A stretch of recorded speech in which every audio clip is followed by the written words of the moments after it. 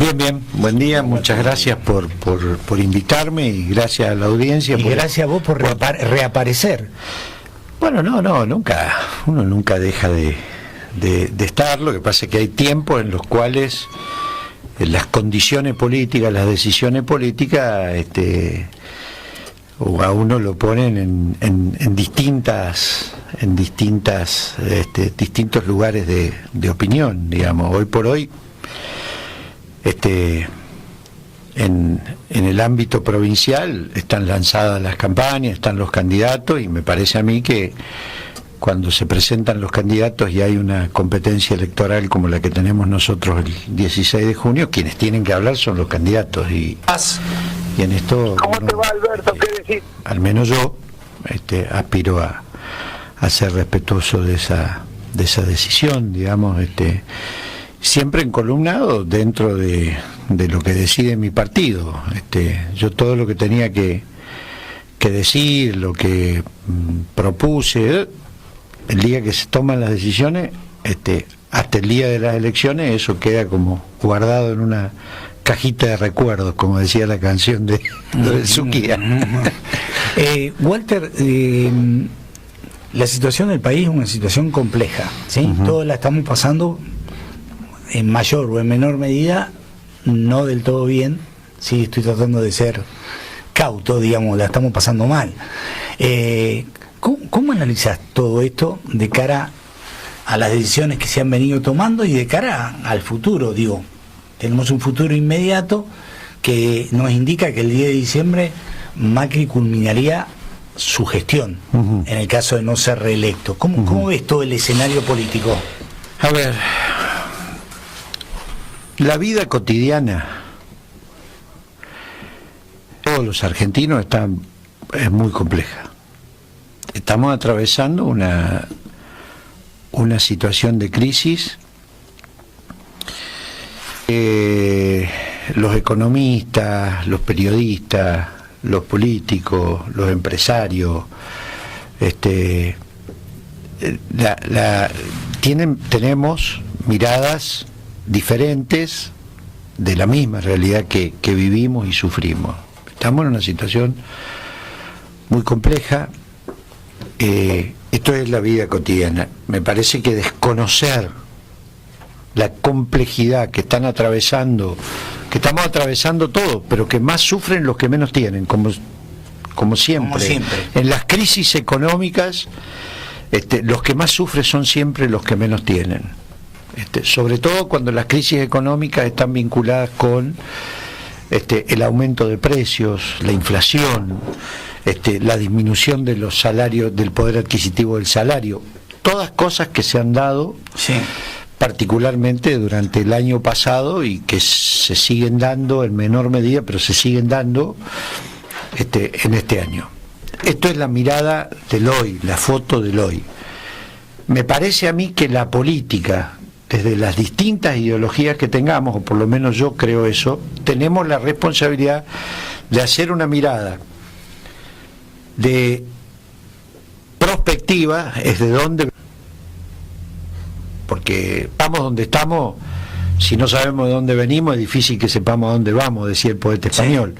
Entonces, ¿de dónde venimos? La Argentina viene de aproximadamente un periodo de 70 años de recurrencias de crisis, crecimiento,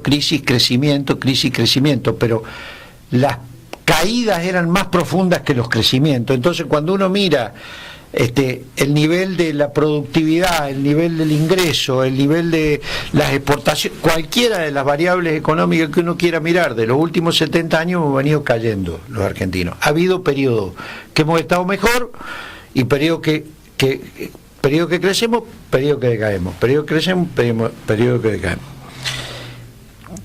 Esto, en mi visión, y acá hay distintos tipos de opiniones porque hay distintos tipos de ideología, yo creo que la Argentina de hoy necesita de una gran concertación política institucional. Nosotros con Ernesto Sanz la planteamos en el año 2015. La planteamos primero desde la oposición, nosotros entendíamos que era indispensable que el sistema político argentino recuperara el equilibrio de competitividad política. ¿Por qué? Porque veníamos de una elección, que era la elección del 2011, en el cual la presidenta Cristina Fernández de Kirchner había sido reelecta con el 54% de los votos. Sí. ¿Esto es grave que haya un presidente que sea electo con el 54% de los votos? No es grave. La gravedad institucional del sistema político argentino, al menos desde nuestra mirada, era que el que salió segundo sacó 14 puntos. Entonces, el desbalance del sistema político trae como consecuencia cuestiones de falta de equilibrio en el proceso de toma de decisiones, que yo estoy convencido que no le sirven ni al que gobierna y por supuesto menos al que está en la oposición. O sea, son sistemas muy desequilibrados, porque pasar de una mayoría absoluta al hegemonismo es una tentación del poder que, si no está suficientemente balanceada por los que piensan distinto, se puede caer en ello. El poder y uno, los que transitan determinados ámbitos de poder, el poder es una cuestión que, si uno no tiene una preparación psicológica, ideológica y de valores, la tentación humana es tener todo el poder que se pueda. Sí. Y entonces, bueno, a partir de ahí el primer desafío que nosotros teníamos es decir, bueno, venimos, particularmente los radicales, después de la crisis del 2001, veníamos en un proceso en donde en las elecciones legislativas nos iba relativamente bien, y cuando había ejecutivas presidenciales la oposición se dividía y nos iba mal. Entonces, lo primero que había que hacer era tratar de encontrar un conjunto de ideas en los distintos sectores de la oposición que permitiera equilibrar el sistema político. Lo intentamos con UNEN. Sí. Y UNEN fue una convocatoria acotada de la oposición. ¿Por qué? Porque quedó afuera en aquel momento de la convocatoria, por decisión de ellos, no porque no fueran convocados, quedó afuera Macri, quedó afuera Massa. Y después, cuando nos dimos cuenta que el fragmentar el sistema, el sector de la oposición en el sistema político en tres, también era ir de nuevo a una situación muy similar a la que había ocurrido en el 2011, bueno, entonces ahí empezamos a buscar coincidencias más amplias. Sí. Terminamos tomando la decisión en Gualeguaychú desde el radicalismo de impulsar lo que hoy es Cambiemos. Con una, como se toman todas las decisiones políticas, cuando uno está en la oposición nunca maneja todas las cartas, siempre maneja más cartas en términos de poder, de decisión, el que está en el gobierno, sí, que el que está en la oposición. Y nosotros tomamos la decisión de constituir Cambiemos con este objetivo, de darle al sistema político, fundamentalmente al sistema político y republicano, una alternativa de equilibrio. Para eso había que constituirse en una alternativa competitiva en términos electorales, porque la democracia, el único que decide es el pueblo, y hay que ganar las elecciones. Y hay que ganar las elecciones, o hay que generar condiciones lo suficientemente competitivas como para equilibrar el poder de quien tiene más poder.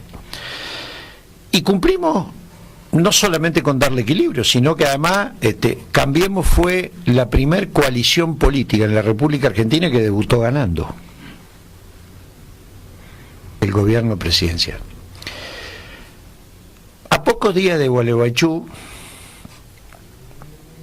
el entonces candidato presidente Macri, uno de los 3 precandidatos que tuvo nuestra coalición, junto con Ernesto Sanz y Elisa Carrió, planteó que si él gobernaba, iba a gobernar el Ejecutivo, iba a ser no iba a ser una coalición de gestión, sino que el Ejecutivo iba a ser una decisión exclusiva de él. Bueno, yo confieso, lo digo ahora, en aquel momento no lo podía decir. Eso fue la primer señal de una... Fue el primer ruido.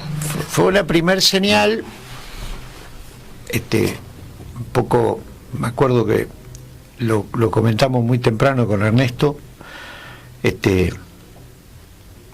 con Ernesto Sanz, y le dije, bueno, es cierto que es está dentro de una lógica de coalición que uno de los precandidatos plantea un modelo de ejercicio del poder,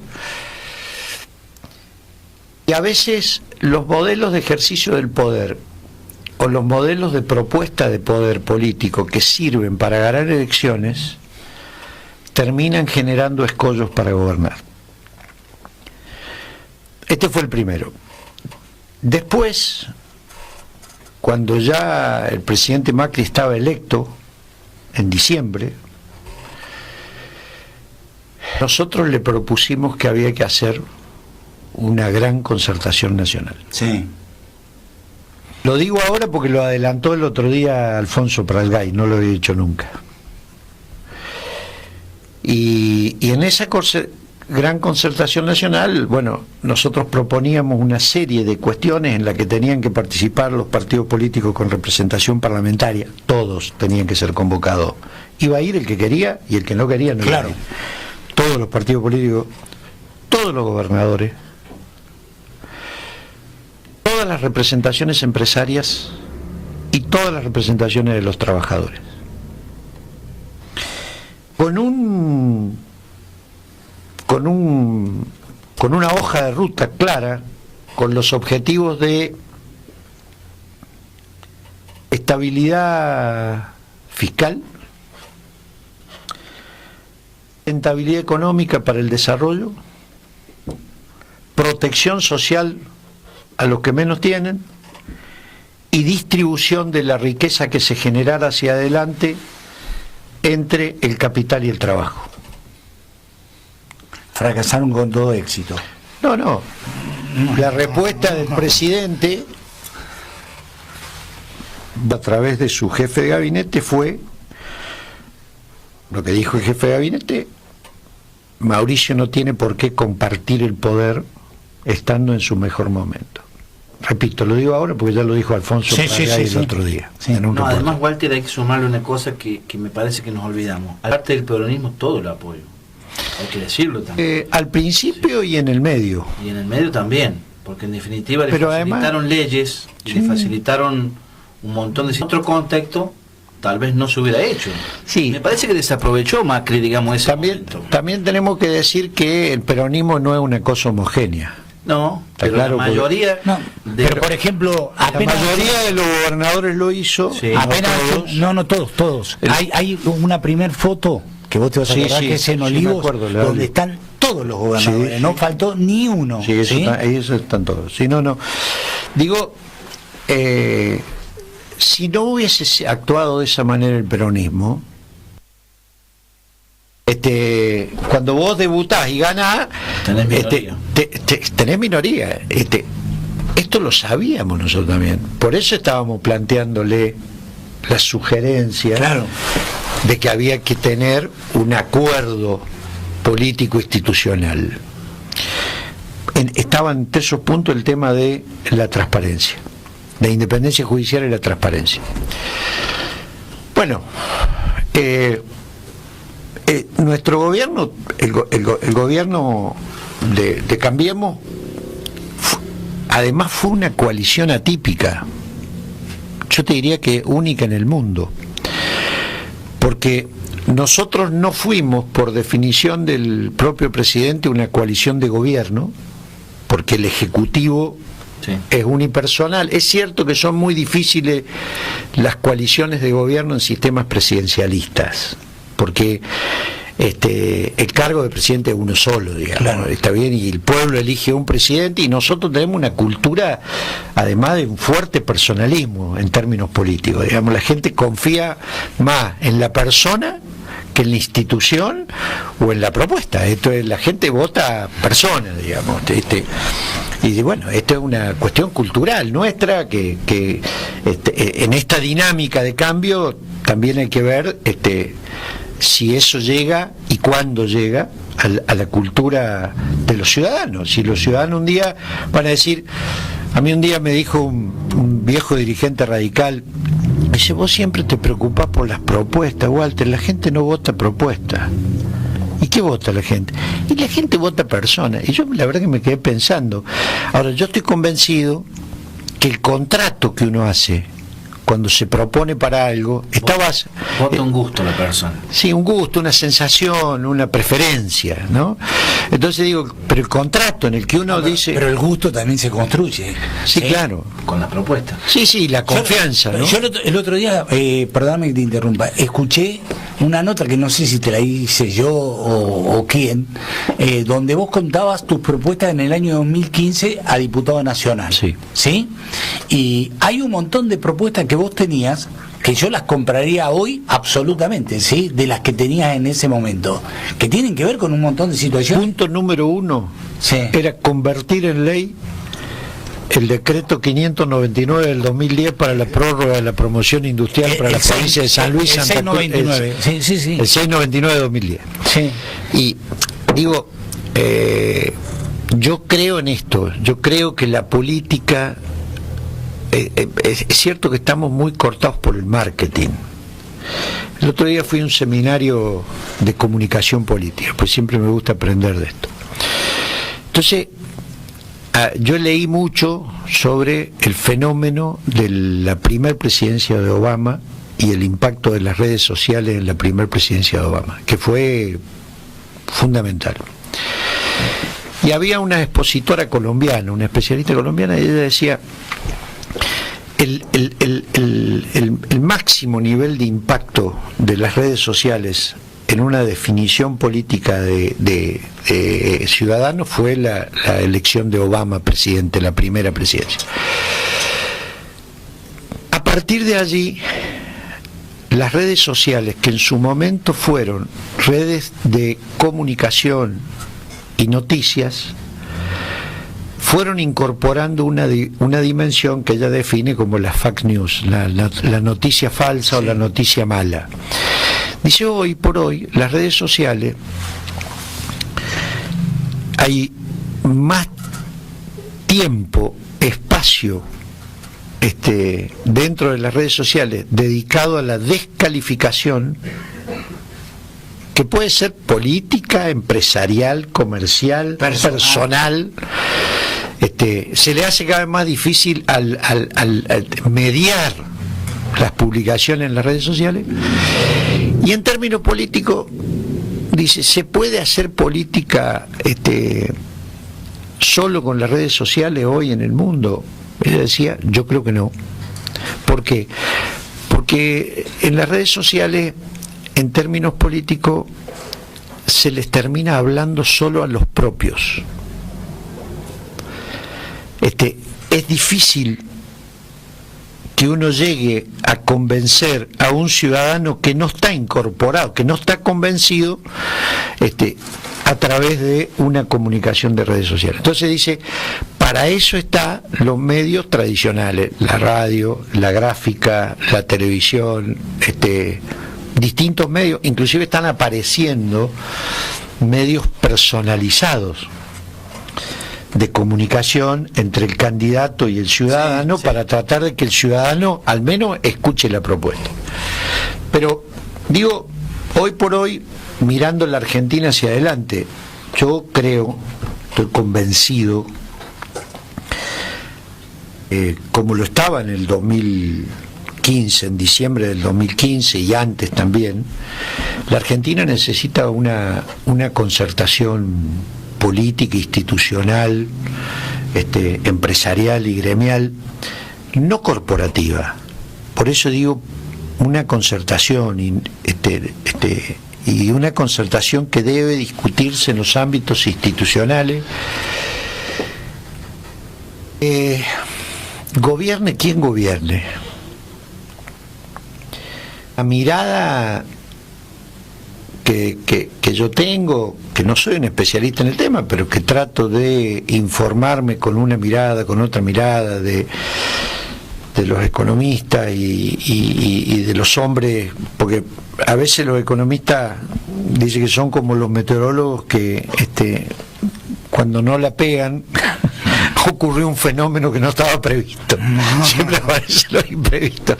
Pero digo, la Argentina tiene desafíos hacia adelante, por ejemplo, que los tenemos que discutir con mucha sinceridad y que son temas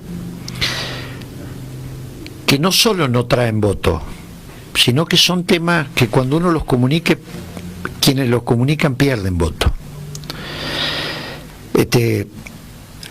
Pero si no hacemos este sinceramiento y reformulamos algunos esquemas de sostenibilidad macroeconómica para el país, vamos a seguir en la recurrencia entre crisis, crecimiento, y cada vez son más los que van quedando en la pobreza y cada vez son más pero los puestos de trabajo de calidad nosotros tenemos un gran desafío.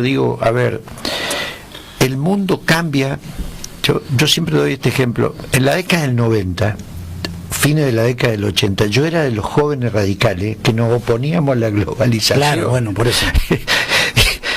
Hoy, después nos oponíamos al calentamiento global y son cosas inexorables. Bueno, pero te digo, yo tenía 28 años, 29 años. Alfonsín todavía estaba en...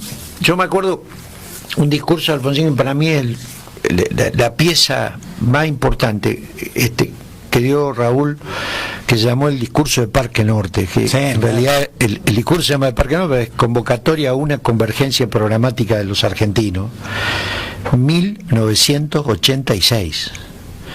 En aquel momento Raúl Alfonsín nos decía: un solo partido no puede resolver los profundos problemas que tenemos los argentinos para acceder a la modernidad, el desarrollo y la igualdad. Y nosotros, que creíamos en aquel momento que habíamos llegado al gobierno y que había que quedarse por 100 años más, como cantábamos, decíamos, no, pero Raúl lo que nos está diciendo es que hay que arreglar con los sindicatos peronistas, y nos estaba diciendo eso, y que hay que arreglar con los gobernadores peronistas, y nos estaba diciendo eso, y que hay que arreglar con las corporaciones de los tipos que nosotros considerábamos que eran nuestros enemigos, como la UIA, me acuerdo, claro. Y nos estaba diciendo eso. ¿Por qué nos estaba diciendo eso? Porque si no había ese acuerdo, que no lo ha habido hasta hoy, la parcialidad de un gobierno y la temporalidad de un gobierno se puede medir en el éxito o en el fracaso de un periodo demasiado corto de la vida de los argentinos, que pueden ser 4 o 8 años. Y los cambios que necesitamos empezar a instrumentar antes que sea demasiado tarde, tenemos que pensarlo en periodos de 15, de 20 y con objetivos a veces hasta de 30 años. Sí, pero lo que pasa, lo que vos decís es exacto. Pero hay quien me dice, no, pero esto no se puede hacer. Esto lo hicieron los chilenos, lo hicieron los uruguayos. No, está bien. ¿Está bien? Y los que no lo hicimos, como nosotros, o como los brasileños, no nos está yendo mejor que a los uruguayos, que a los chilenos, nos está yendo peor. No, por eso digo, yo creo que deberíamos, yo coincido con vos, deberíamos ser capaces de construir una alternativa de ese tipo. Ahora, si nos seguimos manejando con la mezquindad que nos hemos manejado los argentinos en los últimos tiempos, sobre todo aquellos que han gobernado, ¿sí? No estoy haciendo distinciones, aquellos que han gobernado, es muy difícil que eso vaya a ocurrir. Y refiriéndonos a la coyuntura de hoy, digo, hoy hay un gobierno que está debilitado por un montón de decisiones que no tomó, por otras que tomó equivocadas. ¿Sí? El gobierno de Macri está debilitado. Pero pese a eso, tiene la posibilidad de ser reelecto. Totalmente. Es decir, lo cual parece una incongruencia. Voy a decir, no, si el gobierno, si hay un gobierno que hizo mal las cosas, seguramente la gente va a buscar un cambio. Ahora, la oposición aparece también tan fraccionada que le da chance a un gobierno que no supo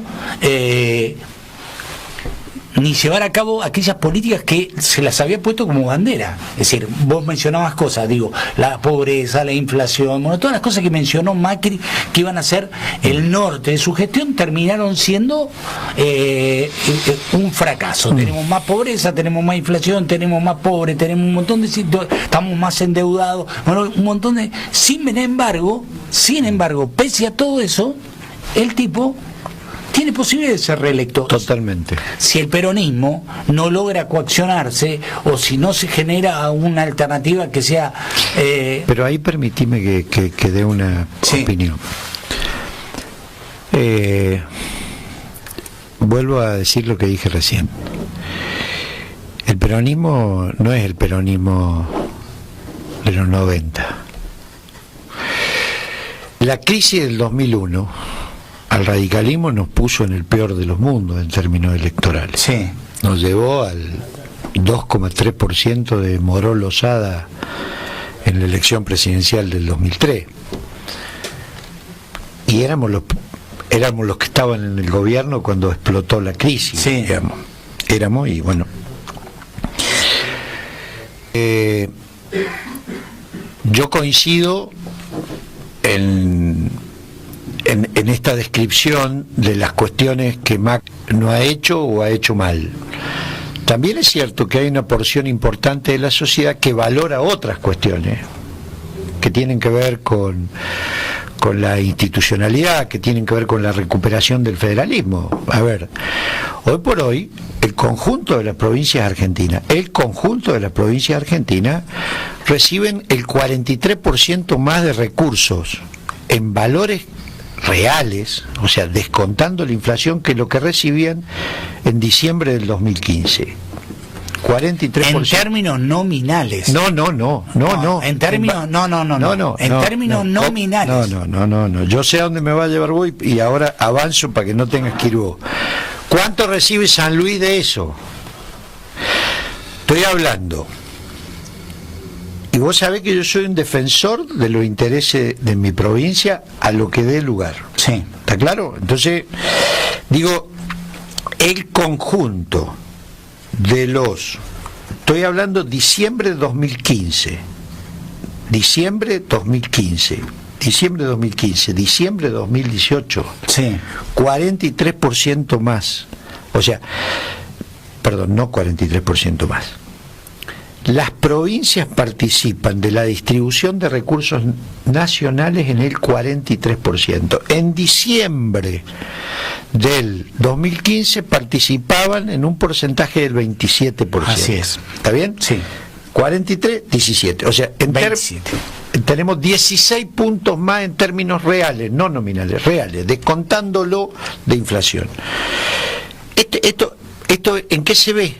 La provincia de San Luis ha sido una provincia de equilibrios fiscales, pero en el 2015, de los 24 distritos argentinos, había solamente 3 provincias que tenían equilibrio o superávit, y había 21, incluyendo la ciudad de Buenos Aires, ¿no?, que era una de las que tenía equilibrio junto con San Luis y La Pampa, y las otras 21 tenían déficit. Hoy, en la Argentina, ese número es al revés. Hay 3 que tienen, una que tiene equilibrio y 2 que tienen déficit, y hay 21 que tienen superávit. ¿Está bien? ¿Y esto a qué se debe? ¿A que aumentaron los recursos provinciales? No, a que aumentaron los recursos de origen nacional destinados a la coparticipación federal, que son recursos de las provincias, que se recaudan nacionalmente, pero son recursos de las provincias. ¿Qué digo? El régimen federal ha mejorado. Pero ese 16% se vio absolutamente licuado por los niveles inflacionarios que tenemos. Pero si te estoy diciendo que es real, no es, está descontada la inflación de ahí. No, nunca me lo dijiste, me lo estás diciendo ahora. Te lo dije no a términos nominales, sino en términos reales. términos reales. Reales es los nominales descontada la inflación. ¿Es necesario que vos defiendas el gobierno de Macri? Pero es necesario que tengamos una mirada integral de las cosas que nos pasan para ver si podemos encontrar desde las diferencias. Pero no hay manera de defender al gobierno de Macri. Pero, decir, pero por sí hay. Pero no, pero para, Walter, no te enojes. No, que yo no me enojo. ¿Cómo me voy a enojar con vos? ¿Cómo me voy a enojar? Nunca me voy a enojar con vos. No, pero no me importa. Pero además si estamos hablando... disentir. Por eso estamos hablando... Te quiero decir que hemos disentido 100 veces sin enojarnos. Vos me decís, che, mira, Macri no bajó la pobreza, tenés razón. Macri no resolvió el tema de la inflación, que creía que era muy fácil resolver, tenés razón. Ahora, yo te digo... No, dijo que iba a haber inversiones, no hubo. Es decir, tenemos... Bueno, hoy pero está bien. ¿Te querés sumar a los no? Sumar a los no. Pero también ponés el otro lado. A ver, decime, porque quiero poner algo. Bueno, por eso, la reconstrucción del régimen federal es un dato. Es un dato. Hoy el problema fiscal lo tiene la nación y no lo tienen las provincias. En diciembre del 2015 era al revés. La nación tenía superávit fiscal y las provincias tenían déficit fiscal. La provincia de San Luis fue la provincia, y lo sigue siendo lamentablemente, y esto no estoy de acuerdo, fue una provincia discriminada por los 12 años del gobierno kirchnerista. Sí. Discriminada. Yo he reclamado que éramos la provincia argentina de menor nivel de inversión de obra pública. Y eso no me gusta, y estoy en contra. Pero había provincias argentinas, vecinas a nosotros, los sanjuaninos, aunque los mendocinos, los pampeanos, que recibían recursos para inversión en obra pública de 3 veces o 4 veces lo que ponían ellos, que era bastante poco lo que ponían, y destinaban gran parte de esos recursos a financiar salarios públicos. Y vos decís, con Macri eso cambió. Con Macri cambió, está el dato. Está el dato, digo, porque, a ver, yo también hablo con gobernadores de otro palo, con gobernadores peronistas. Con Macri cambió, claro que cambió, cambió para bien de las provincias y está bien. Entonces, las cosas que ha hecho mal, digámoslas, pero también reconozcamos las cosas que han mejorado. Ahora, lo que digo es lo siguiente, nosotros salgamos a la puerta y paremos 10 tipos Esto no está en la vida cotidiana de la gente. Ok. ¿Está bien? Esto no está en la vida cotidiana de la gente, por eso dije que la mirada, para mí, la mirada de la política, más allá de la legítima controversia electoral, la mirada de la política, o por lo menos mi mirada de la política, yo aspiro a que miremos una política hacia el futuro, que tengamos capacidad no de quedarnos enfrascados en nuestro metro cuadrado. La vida cotidiana de los argentinos, de los sanluiseños, de los villamercedinos está complicada, muy complicada. El año pasado, ¿querés sumar a los no, Alberto? Sí. El año pasado el salario perdió 20 puntos frente a la inflación. ¿Está bien? Entonces digo, nosotros tenemos esta mirada. ¿Yo qué creo? Creo que de este estado de cosas no se sale si no hay una concertación política, institucional, gremial, empresarial. Tiene que haber una concertación. ¿Esto qué implica? ¿Que todos seamos lo mismo? No, porque somos diferentes, pero que tiene que haber algunos puntos de acuerdo. ¿Cómo vamos a abordar las cuestiones macroeconómicas, lo fiscal, la seguridad social, la protección social? ¿Cómo? A ver, si logramos salir de la caída cuando empecemos a crecer, ¿cómo se va a repartir esa renta entre empresarios y trabajadores? ¿Cómo vamos a lograr que haya la reforma educativa? Digo, creo otro no.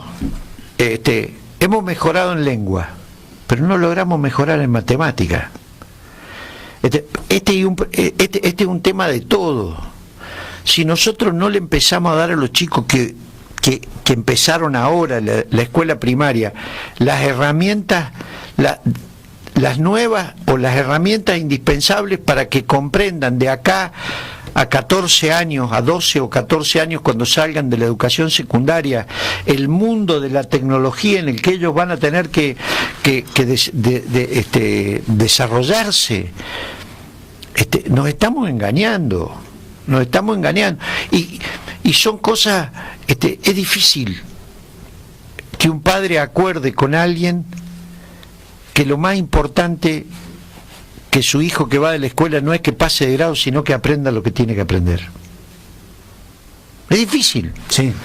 El papá cree que lo importante es que pase de grado, pero ¿por qué? Por supuesto que es importante que pase de grado, porque lo que está certificando es que los conocimientos que están en el programa académico el chico los tiene adquiridos en un porcentaje que supera no es así. Los paradigmas educativos han cambiado. No, pero digo, a ver, salen chicos del colegio secundario que llegan a la universidad, no saben leer. No, claro. Bueno, y si vos no sabés leer, no vas a comprender un texto. Entonces, decirle esto a un chico es para que te caiga trompada.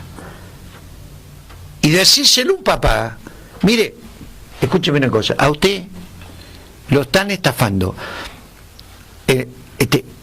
Preocupa mucho lo que está pasando con la fuga de chicos de la educación pública a la educación privada, pero no está ocurriendo esto en los Newman Boys, hablando como las más caras, no, está ocurriendo en el tercer, cuarto decil del ingreso, que son los de más bajo ingreso, que sacan su hijo de la escuela pública para llevarla a la escuela parroquial. Sí.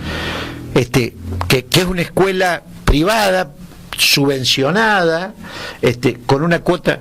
Bueno, tenemos que abordar estos temas y estas transformaciones las vamos a abordar desde la confrontación, el gremio por un lado, el gobierno por el otro, la oposición por el otro. No la vamos a abordar porque la destrucción es muy rápida, la reconstrucción es muy lenta. Y si nosotros nos ponemos objetivos de corto plazo, siempre vamos a vivir en el corto plazo. Y yo creo que nosotros venimos cada vez acortando el plazo en el cual definimos las acciones políticas, y me incluyo. No es que yo estoy hablando como si yo viniera de un repollo. Yo soy parte de este sistema político. Yo me siento en deuda con la sociedad que integro, porque empecé a hacer política a los 13 años, tengo 59 años, descontá todo el periodo del 76 al 83, y yo siento que estamos peor que lo que estábamos en el 83. Claro. Entonces, si estamos peor, la democracia, que es el único sistema de vida que yo entiendo para la convivencia pacífica y la defensa de la paz y la integración, pero la democracia está en deuda, la democracia argentina, y yo me siento parte de los responsables de eso. No es que lo estoy diciendo desde afuera como un comentarista. Y yo siento que la calidad de la política ha disminuido. Hoy es más importante sacarse una foto que leer el diario. No estoy diciendo leer un libro. Una vez Raúl Alfonsín, en el año 1994, en una charla que tuvimos, me dice: ¿sabe cuál es el problema que tiene nuestro partido? Hablábamos del radicalismo. Que no hay 100 que lean 10 libros por año. Yo te puedo decir que hoy en mi partido no sé si son 10 los que leen 10 libros por año. Entonces, la política ha dejado de ser una ciencia de pensar el futuro, desde una ideología, por supuesto, que es la que uno tiene, para pasar a ser comunicación y marketing. Y no nos va bien con esto. A ver, ¿qué estoy diciendo? Que no hay que hacer comunicación y marketing. En la sociedad de la información, no hacer comunicación y marketing es no hacer política, porque la gente no se entera. Pero tenemos que ponerle contenido a estas cosas. Pero pará. Y en una sociedad fragmentada, como vos bien describís, yo sé que no da votos proponer que hay que ir hacia una concertación. Digo, vos haces una generalización. Ahora vamos a entrar en un debate. Es decir, lo anticipo que vamos a entrar en un debate. Por ejemplo, la provincia de San Luis, ¿sí? Uh-huh. Tiene un gobernador como Alberto, que siempre, aún siendo gobernador Adolfo, ha tenido una visión estratégica. Y vos lo conoces, Alberto, ¿sí? Ha tenido una visión estratégica. Siempre pensó para adelante. Siempre miró para adelante. Por eso educativamente la provincia está tratando de innovar. Por eso hay montones de aspectos que podríamos señalar que tienen que ver con esa mirada estratégica que ha tenido Alberto de la política siempre. Es decir, ha salido de la coyuntura o ha atendido la coyuntura, pero siempre ha pensado hacia adelante. Por lo tanto, esa generalización que vos haces tiene excepciones. De hecho, vos, aún no ocupando lugares institucionales, vos fuiste un muy buen diputado. ¿Sí? Cuando fuiste diputado nacional. Eso dicen. Hemos tenido capacidad de engañar a algunos. Pero fuiste premiado porque tuviste capacidad de pensar. Digo, cuando uno piensa una ley, la está pensando para el futuro, no la está pensando únicamente para. Digo, después cuando fuiste diputado provincial en tu última performance aquí, también. Por lo tanto, digo, a ver, Alberto tiene una mirada estratégica, vos tenés una mirada estratégica, digo, pues te lo reconozco como tal.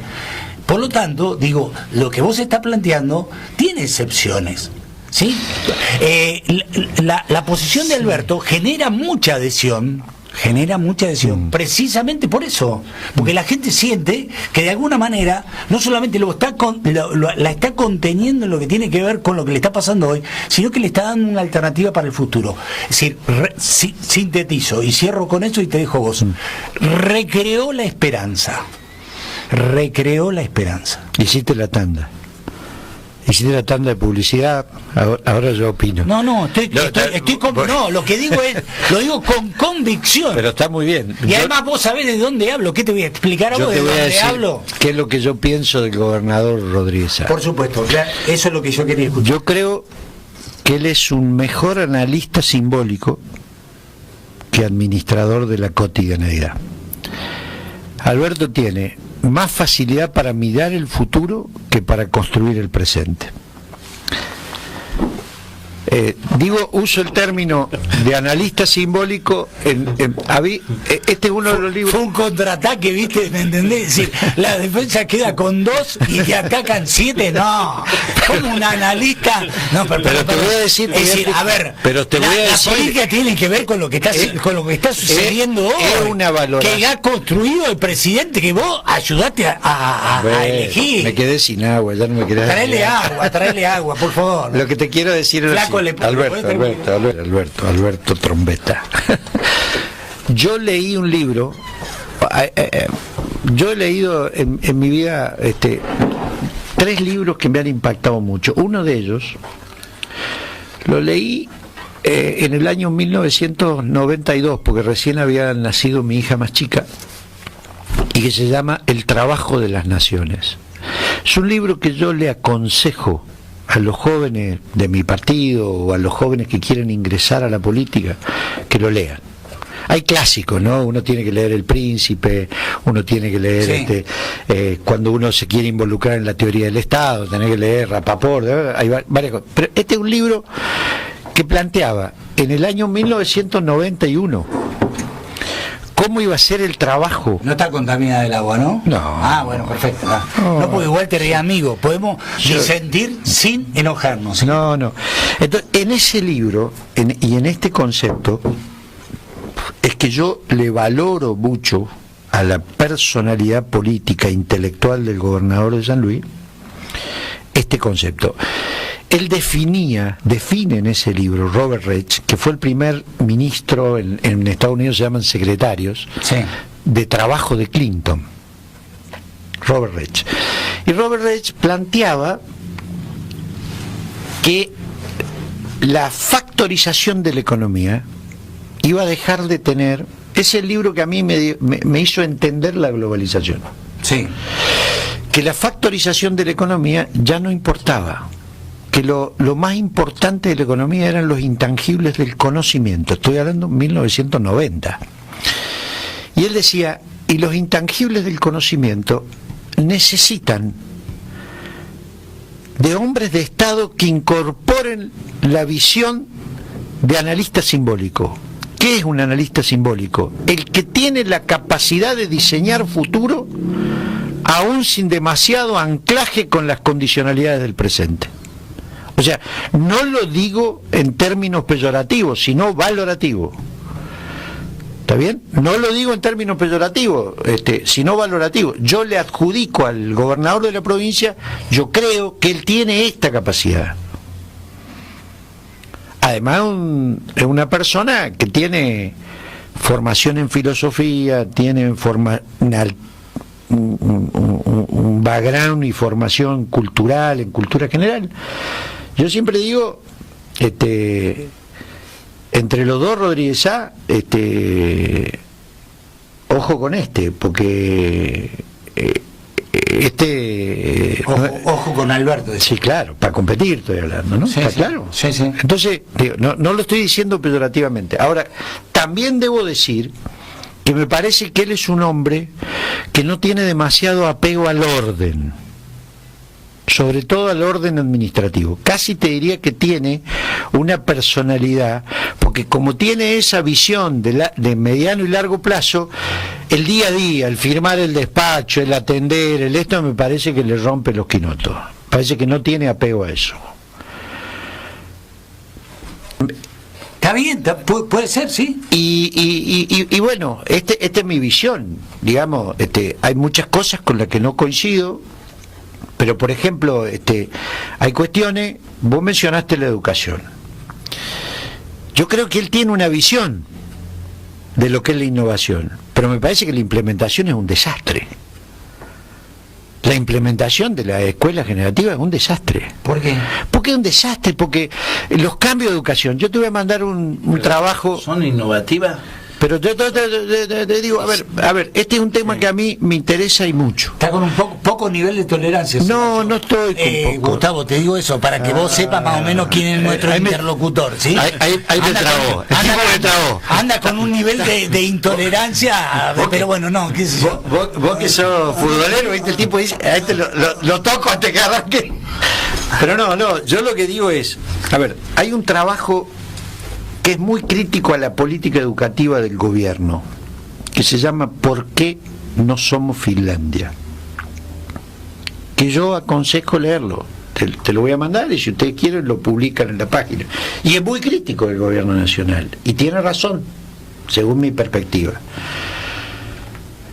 Pero creo que la implementación de un cambio en la matriz educativa tan profundo como el que aspira a llevarse adelante con la llamada escuela generativa, amerita de un par de cosas previas. La primera, definir un fundamento filosófico y definir los objetivos y las metas que vos les queréis dando ese cambio.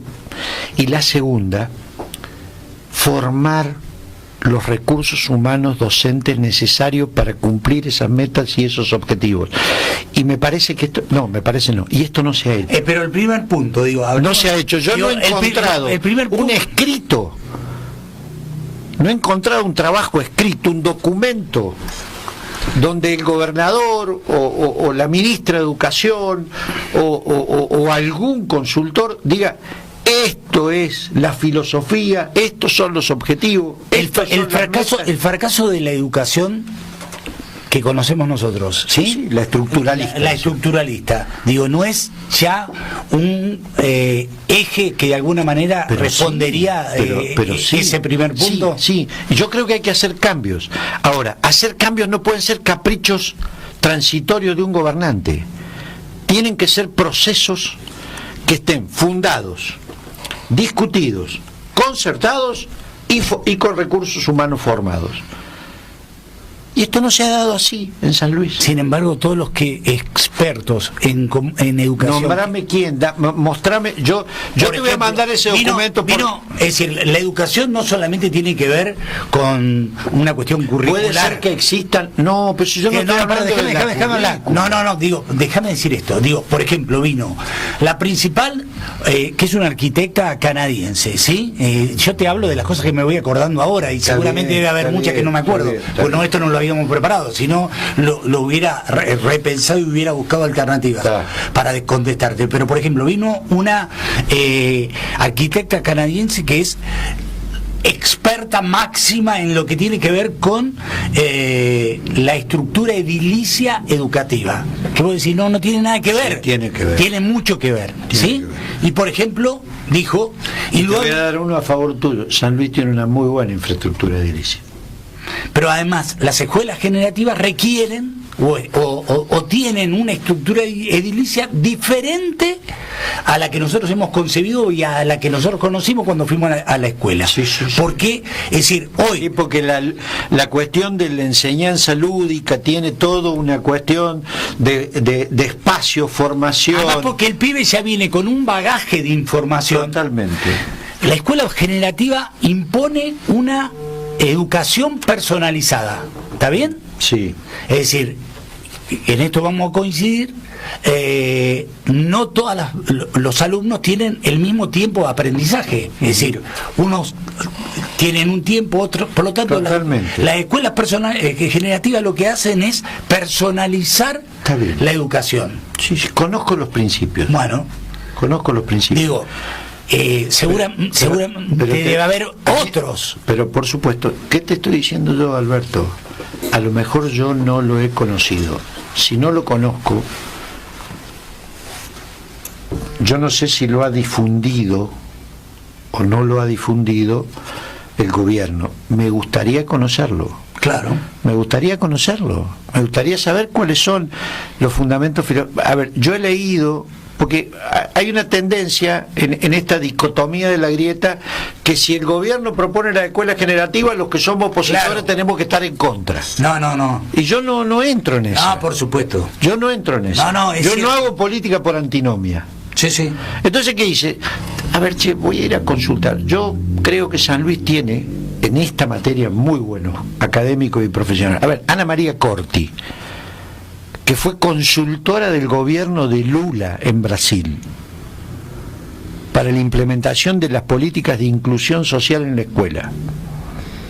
Entonces voy a consultarla a Ana María Corti, a Nelly Mainero, a Fini Batle, porque yo soy un político interesado en la educación, claro, pero yo no soy un especialista en educación.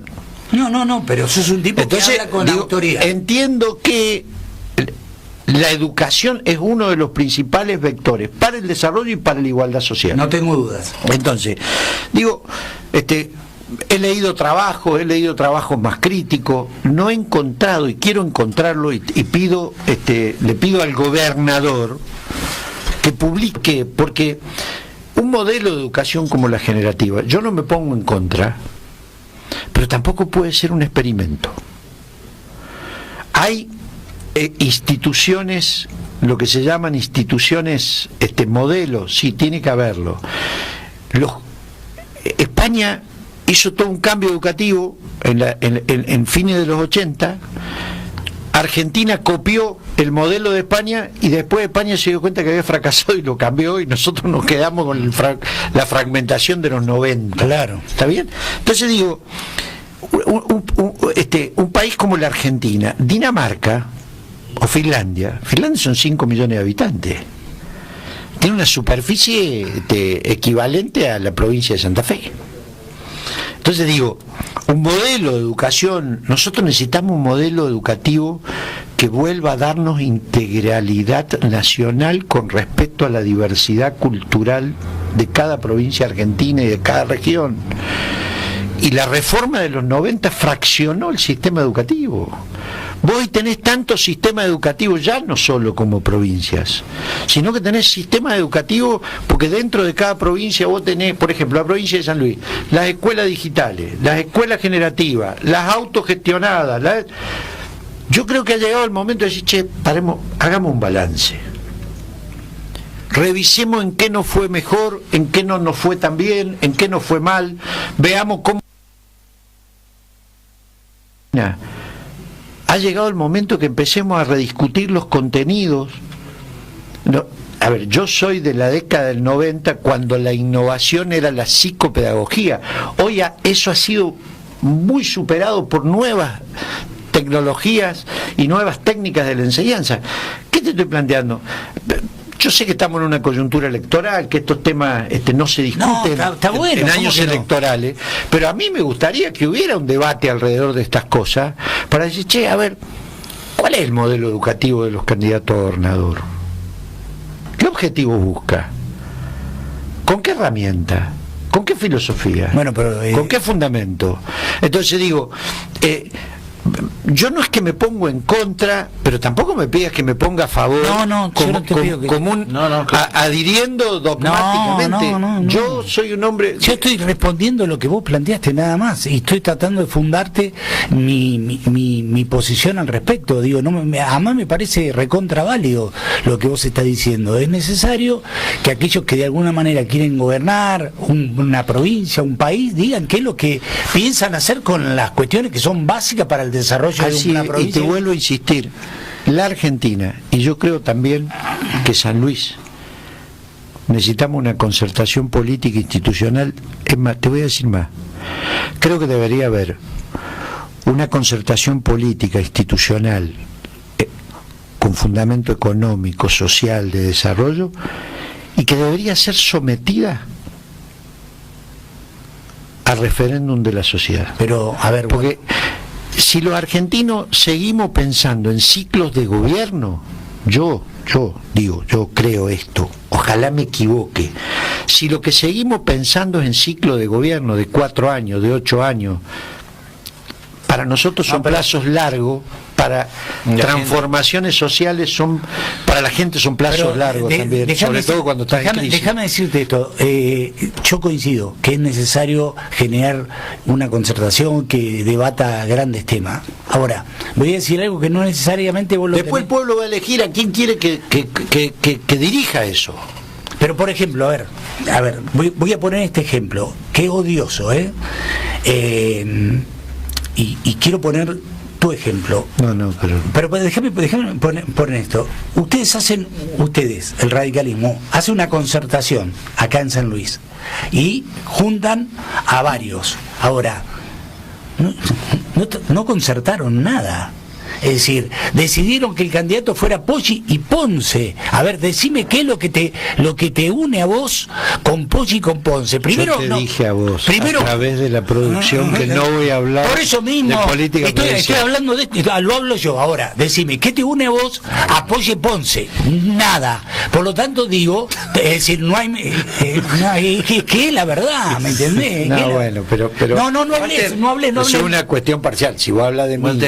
Sí. No, digo porque te tendrían que haber... Está bien. Vamos a la política nacional real. Dale. Se enoja. Bueno, le tiro flores y se enoja, pero es una cosa de loco. Los líderes principales de la Unión Cívica Radical, llamémosle Cornejo, Morales y alguno que otro gobernador, decidieron no hacer su elección junto con la de Macri. ¿Cree que es un mensaje al presidente en términos políticos? No conozco el caso de Gerardo, porque, a ver, te voy a decir dos cosas. Creo que es una decisión estratégica en términos de la realidad política de cada una de las provincias. Y todas las constituciones provinciales, y la nacional ahora no, porque está fijada por ley, pero todas las constituciones provinciales y la mayoría de las cartas orgánicas municipales le da la facultad al Ejecutivo de fijar la fecha de las elecciones. El que está en el Ejecutivo fija la fecha de las elecciones donde cree que tiene que ser más competitivo. Si lo decidieron es porque hay razones provinciales que hacen que para ellos sea más competitivo ir de manera separada de lo nacional. Pero la intención de Macri o de Marcos Peña era que fueran todos juntos.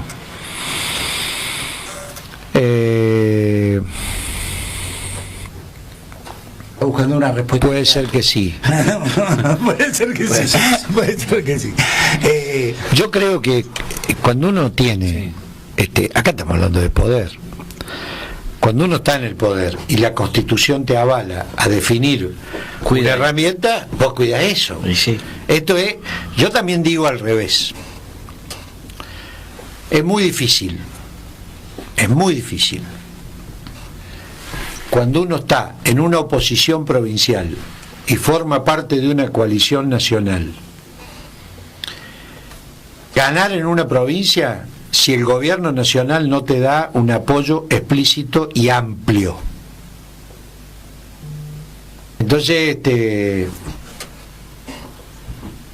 yo no coincido con la mirada estratégica que tiene el Poder Ejecutivo Nacional para las elecciones anticipadas. ¿Crees que el radicalismo puede llevar candidato propio?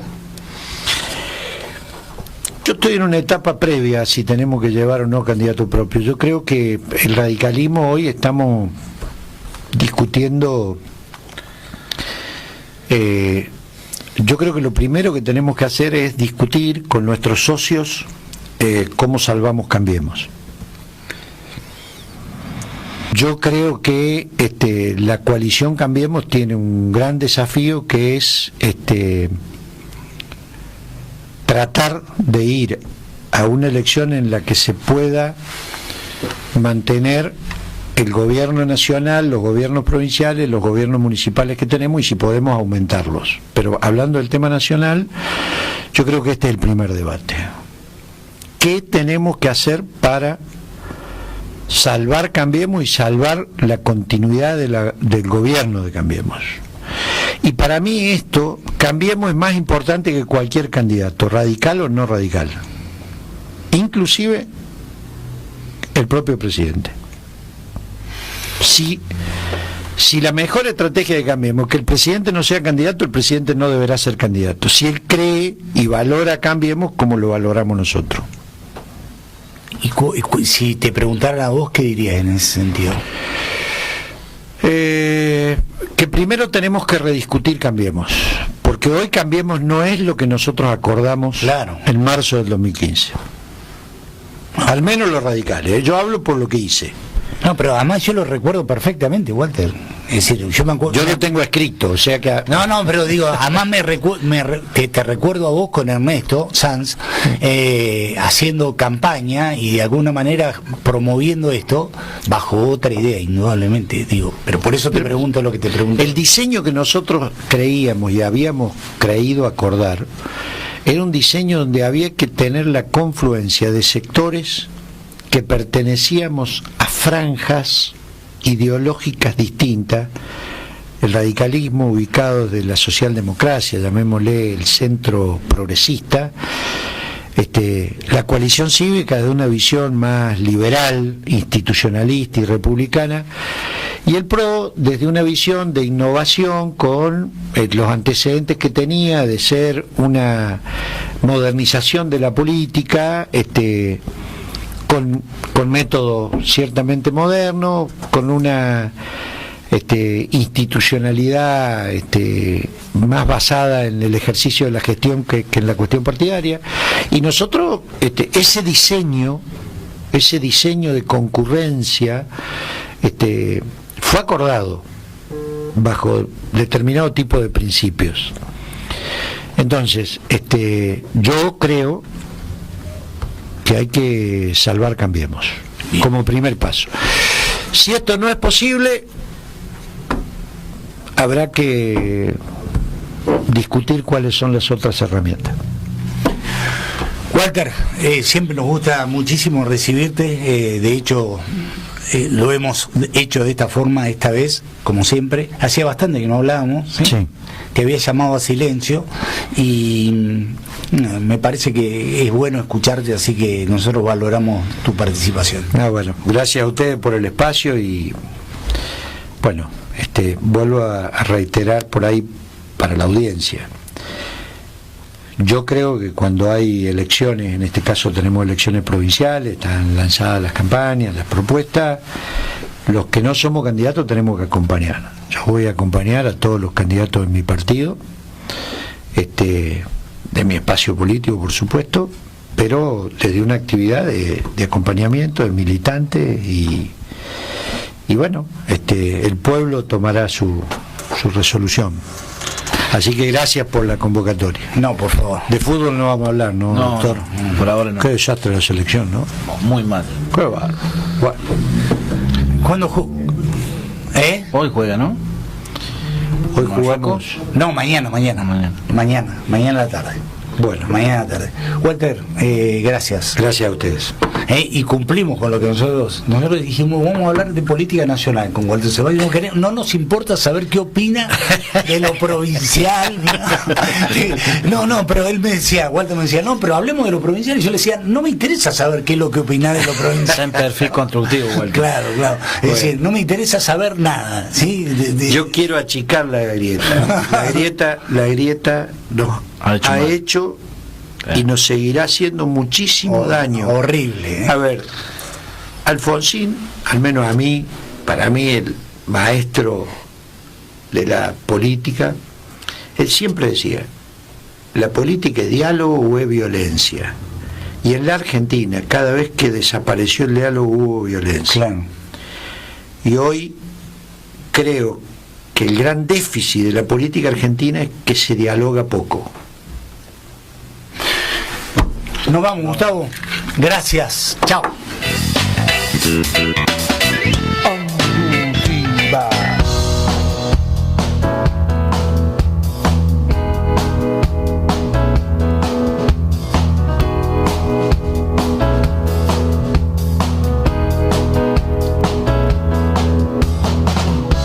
Cuando nos recordamos lo que nos pasa, nos puede suceder la misma cosa.